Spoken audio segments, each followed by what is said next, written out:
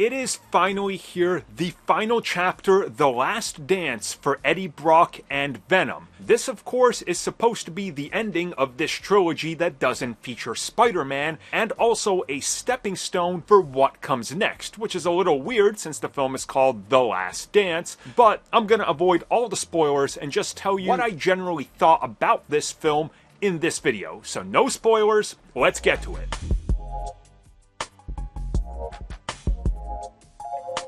So right off the bat, if you are interested in knowing whether this film is better than the last two, in my opinion, it is.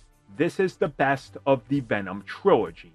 They figured out what worked with the first film and what didn't, what worked with the second film and what didn't, and they fixed many of the issues that didn't work with both of them, while also doubling down on some of them because they are inherently part of the franchise. So, again, without spoilers in this, I'm going to talk about my general thoughts, so let's get to the plot. The plot is honestly, as per with the last two films, very simple and very basic. I don't think anybody is going to be confused by anything here, especially with Eddie's trip to the, to the MCU, and the fallout of it, which isn't really at the center of the story or anything like that here, or beating you over the head with it. This genuinely feels like a third Venom film that's just playing off of what happened. And playing off of what happened is the key here, as we see that Eddie Brock is on the run, and he's being hunted down by a bunch of Militech mercenary types. You know, your tech jargon military convoy types that have a deeply rooted plot / connection, again I'm trying to avoid spoilers here, with the symbiotes. And behind all of this, as we've seen in the trailers, is, well, Knull. Now, Knull, I'm not going to talk about it here. I need to do this in spoiler-filled videos. He has a presence, but I don't think it's as big as some people thought, and it's definitely not something that's earth-shattering or affects this film to the core. But again, he's there, and they're setting up a foundation, which of course they teased during the run-up to this film's release. So again, the plot is very simple. It's more or less a simple point A to point B, and how they get there is just about drenched in Venom juice and comedy. If you know what I'm talking about in regards to the first two films, you know that the character of Venom is going to take center stage and shine, while Tom Hardy does his best sweaty Tom Hardy playing with Venom. And still, the two are not symbiotically on the same page. That's something that's in this film. They're still trying to get that connection to one another. And by the end of it, maybe they figure it out. Or maybe they don't. I'll let you watch the film for yourself and see what happens. Speaking of what happens, there's quite a good few cast members in this that, honestly, I feel like are just going by the motions. And this is something that's been brought up in regards to the last two films as well, where the actors just sort of seem to be reading the lines, or maybe they're reading them wrong, or maybe they didn't even understand what was happening. You definitely get the sense of that here, but honestly, I think it's the best acted out of all three of the Venom films, even though it has some shortcomings with this. But let's talk about the big spectacle here, which is honestly, you know, this very rapid-fire brief film that puts Venom at the center with a few symbiotes that are also involved, which I will not spoil any of them.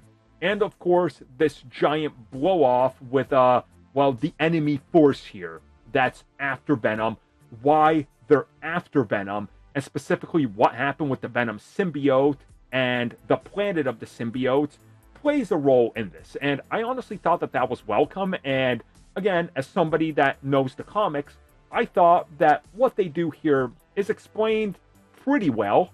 Maybe if you're not somebody that knows, it might fall apart to you and you might not understand it, and the delivery could be a little better in that regard. But again, I'm entering this as a comic book fan who understands all this, so maybe I'm just looking at it from a nerd perspective, which can happen, you know? Now, going into more of the things in the film that I think work and don't work. I think the directing is, I would say, the best so far out of all three. The action is a lot clearer. The CG has gotten better. There are scenes now where you can actually make out the individual symbiotes, and they don't just, like, mesh into a pile of goo, although there still is that effect because they got to keep it, thematically looking the same. It's a lot more clear in regards to what's happening. And again, without spoilers, I almost want to compare it to like Insomniac's Marvel's Spider-Man 2. When there's multiple symbiotes, you can tell which one is which if you've been paying attention and know what's going on. I think that again, the visual cues and the visual language works here. The thing that doesn't work here, in some regards, is honestly how I felt like that at some points in this film, they were just doing the motions. Like, there's a degree of Tom Hardy feels a little bit sick of this, or maybe that's just a performance he went for, and maybe he's delivering exactly what he wanted. But it felt like he was ready to move on in some regards. I don't know if it's just me. I don't know if I'm maybe reading it wrong. That kind of took me out of the film. And there's moments in this film where he legitimately looks like he's also having the time of his life. So I don't know if something happened during the production. Obviously, there was a shutdown as they began.